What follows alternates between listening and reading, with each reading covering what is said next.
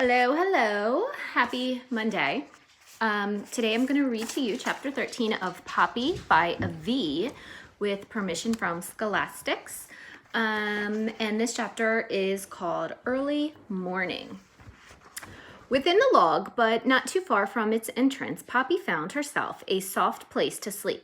There, curled up in a tight ball with her tail tip parked right below her nose, she felt safe enough to sleep. When she awoke after a long, sound slumber, it was dark and quiet. She got up slowly and stretched her aching muscles, then looked about for some sign of Erith. The old porcupine was nowhere to be seen. Was he gone for good? Not likely. Poppy knew, but he might be gone for hours. She also knew she was hungry. Cautiously, she made her way to the log's opening. It was night, and she could see neither sky nor stars. A silver sheen of moonlight made lace of the canopy of trees above even. The trees above, even while transforming the ground into a carpet of velvet gray. She sniffed the air, mingled with the sharp scent of pine and fir.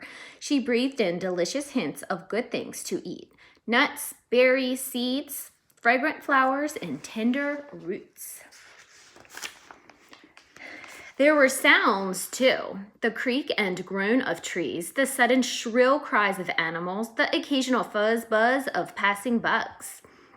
Poppy could only feel astonishment. This was not Dimwood the forbidding. This was Dimwood the beautiful, a luxuriant world that teemed with life, a universe that held more than she had ever seen or dreamed of. A paradise that filled her with an almost aching desire to dance through it and see more. Trembling with excitement, Poppy was about to take a step away from the log when she chanced to look up. On the gray, lifeless tree with a hole on its side, an acorn toss from where she was, perched a brooding owl. The moment she saw the owl, Poppy darted back into the safety of the log. There she stayed, her heart thudding. Had the owl seen her? She did not think so. Could it, in fact, be Mr. Ocax? If it was, how could he have tracked her? But perhaps it was another owl. She had to know. In any case, her elation was gone. The forest was not to be for her. She sighed at the fright she felt. Poppy tried to calm herself. First, she pondered over her discovery that Mr. Ocax had lied about porcupines. At least she did not have to be frightened about them. In spite of herself, she giggled when she thought about Erith. Such a likable, unlikable creature. Then she thought of what else Erith had told her, that Mr. Ocax was actually afraid of porcupines. The notion that the owl was afraid of anything gave Poppy considerable pleasure. Perhaps he was afraid of other things as well. So Poppy thought again about her suspicion that there was something at Newhouse that alarmed the owl. Oh, if only there was, and if only she could find it. Feeling more hopeful, Poppy returned to the log's threshold to wait for Erith. She wanted to take another look at the owl, but was afraid to. Instead, she sat, content for the moment to gaze out at the beautiful forest. The owl Poppy had seen was indeed Mr. Ocax. He was perched upon the entrance to his home, flexing his sharp talons and staring gloomily into the forest. Now and again he swiveled his head and blinked, then clacked his beak. Hungry, he wished that anything would reveal itself by moving. Once, just out of the corner of his eye, he thought something moved at the entrance to the old log that lay not far from his snag. But it was gone so fast that he could not be sure. Was it the porcupine? He hoped not. He hated Erith. Just the thought of him made Mr. Ocax drop down inside his snag. Better to sit in the darkness and listen than to deal with that creature. If something came by, he would hear it. When are you leaving for Newhouse? Erith asked Poppy. The old porcupine had made his way back to the hollow tree before sunup. Bits of dark were stuck about his lips, chin, and whiskers. Soon, Poppy replied. Good, Erith said. You're a sweet kid, but I like my privacy. Erith, Poppy began after a moment, I know you want me to go, and I want to go too, but when I looked out before, I think I saw an owl. On that snag just beyond my door, asked Erith. The what? The old tree with the broken top, Poppy nodded. There was an owl sitting there, she said. I was told that Mr. O'Cax lives in Dimwood. Could that be him? Erith snorted. Follow me, somewhat anxiously. Poppy trailed the porcupine out of the log. That the snag that you're talking about? Erith said, pointing. Yes. Well, then that's where O'Cax lives. Poppy jumped back. There? Absolutely. Don't you mind? Poppy whispered, edging closer to Erith. Nah, he's a jerk. Anyway, he doesn't get near me, but he rules this whole territory.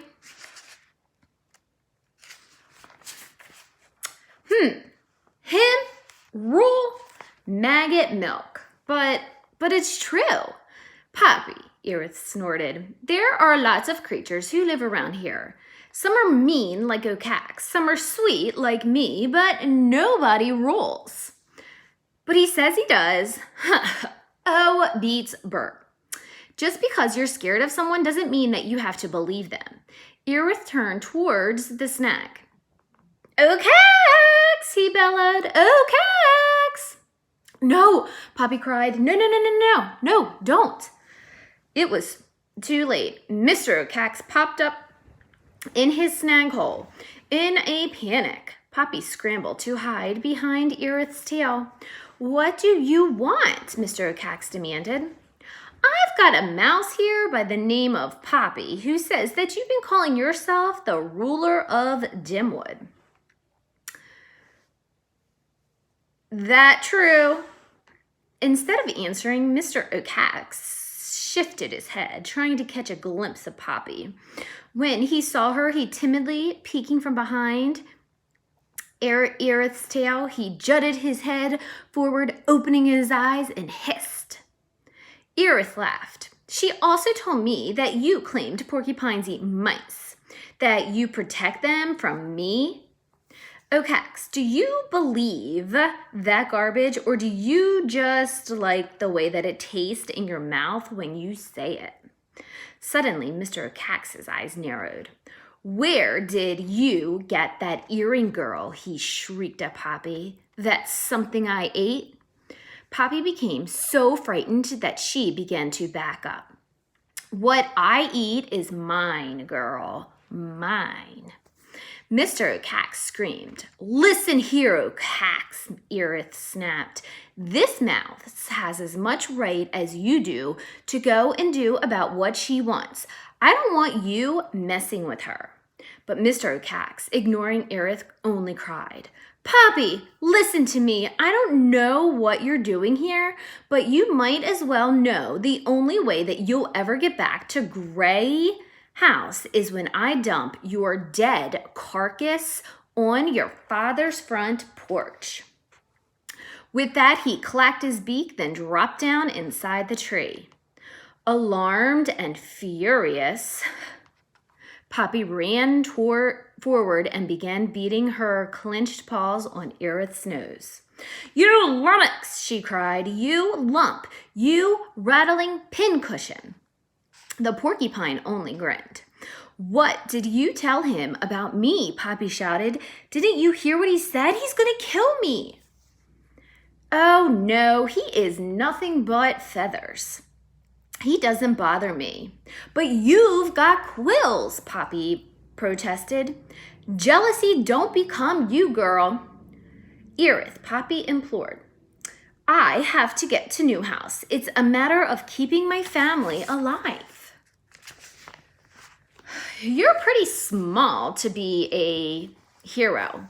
Poppy looked down at her toes. That's not the only reason I'm going. Oh? It's also because of Ragweed. Who? Ragweed. He was my friend, Poppy sniffed. See, he wanted to ask me to marry him atop of Bannock Hill. Said it was the most romantic spot around. I did want to marry him, so I said I'd go, but only after asking permission of Mr. O'Cax, 'cause that was the rule. But Ragweed said, where's the romance when you have to ask permission? So we went without asking. When Ragweed and I got to the top, he did ask me to marry him. But before I could answer him, Mr. O'Cax killed him. And then later, the owl said that it was because Ragweed and I went to the hill without permission that my family couldn't move to Newhouse. When they heard that, a lot of them, almost all of them, blamed me. Poppy pushed the tears away. So you see, I am going to Newhouse to prove our being on the hill had nothing to do with Mr. O'Cax's refusal. If I don't prove it, my family can't go to Newhouse and we'll be ruined. I'll be ruined, so I have to go. Only now that you've told Mr. O'Cax that I'm here, he'll follow me and keep me from finding the truth. You've got to come with me. Erith shook his head. Sorry, Could. Nope. This is all your business, not mine. Anyway, I need to get some sleep. Yawning, Erith turned and began to move towards the log. Erith, Poppy cried out. If you got me to Newhouse, I'd get that salt for you. Erith stopped short and spun about. A dreamy look filled his eyes. The salt lick from Newhouse? The whole thing? Would you? Would you really? Would you really? Poppy placed a paw over her heart. I swear. Erith grinned. Now you're talking, girl. Let's move it. Without a moment's hesitation, he began to lumber through the woods. Poppy took one look at the snag in the dawn light, then tore after the porcupine. The two of them had barely gone when Mr. O'Cax popped out of his hole. Having heard the entire conversation, he wasn't sure which he felt more, fear or fury. But he did know that he had to stop Poppy. He launched himself into the air. All right, so there we have chapter 13. I hope that you are still enjoying Poppy, and I hope that everyone is doing well. And I see all your submissions through Google Classroom, and I see all of your parents' emails, and I see your work on Prodigy. I get weekly updates. I do get weekly updates. So I actually just today got a weekly update that Abby, Taryn, and Grayson were the top people who made progress last week. So kudos to you three. Keep working on that. And we will see you guys next time with another chapter. Take care, guys. Stay well. Bye.